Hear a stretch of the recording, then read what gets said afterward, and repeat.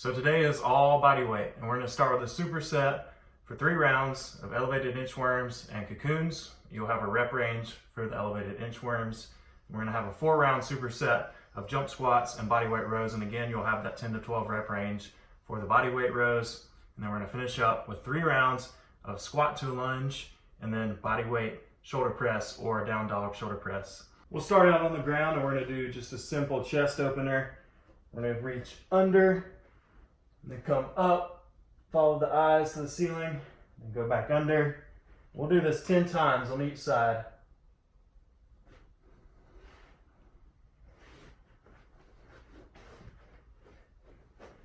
Then we'll go ahead and get a nice high plank position, and we're just going to transition into a downward dog, and then you can drop it into a cobra position,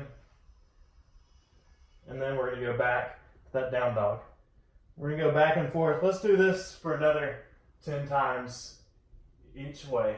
Then we'll drop it into that runner stretch and do my favorite, runner to hamstring floss. Oh, hammies are a little tight today. Really get a nice extension at the top. And then just to get everything moving, we're going to do a few skaters. Get the heart rate up a little bit too, get the blood pumping. Just give me 20 total, 20 taps. For these elevated inchworms, you will need something to put your feet up on, and you'll just do a regular inchworm from there. So I'm going to use a couch. I'm going to walk it out, and then walk it back in as high as I can, and then back out. All the way to a plank, straight as you can, and back in. Now, it doesn't have to be as high as a couch.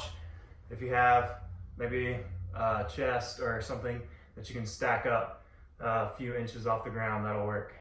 For the cocoons, you're basically going to start in a fetal position, knees in. We're going to extend everything out, then back in.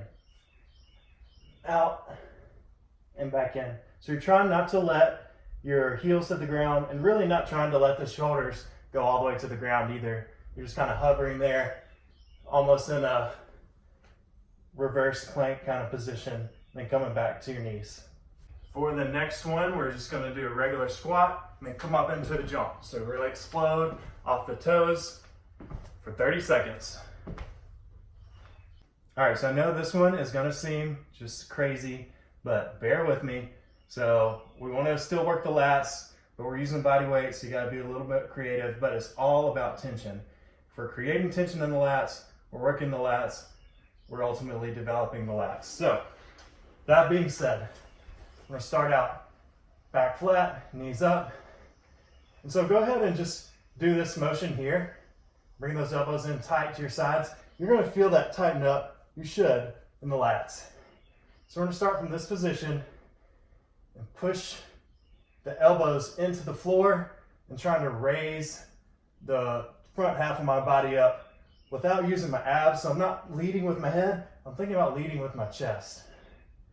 So I'm going into the floor, kind of spreading that chest and really holding that at the top. You should feel the posterior side working a good bit and a little squeeze there in the sides as well. Now, if you do those and you're like, Zach, those are just weird, it's not working for me, I'm not feeling my lats, it's fine, but just give it a shot and let me know in the comments how it goes. All right, last section, squat to a lunge. It's going to be a regular squat, and then with one side, we're going into a lunge. Squat, lunge. For 30 seconds, we're going to go back and forth. It's not about speed. It's all about form and just keeping tension on those quads that whole time. And then you'll switch sides and do the other one. 30 seconds. And for the bodyweight shoulder press, we'll be back in that down dog position, leading with the crown of the head and pressing up. Now, if you're doing 12 easy, you can also elevate the feet on these to make them harder. It's just more tension on the shoulders. Same deal.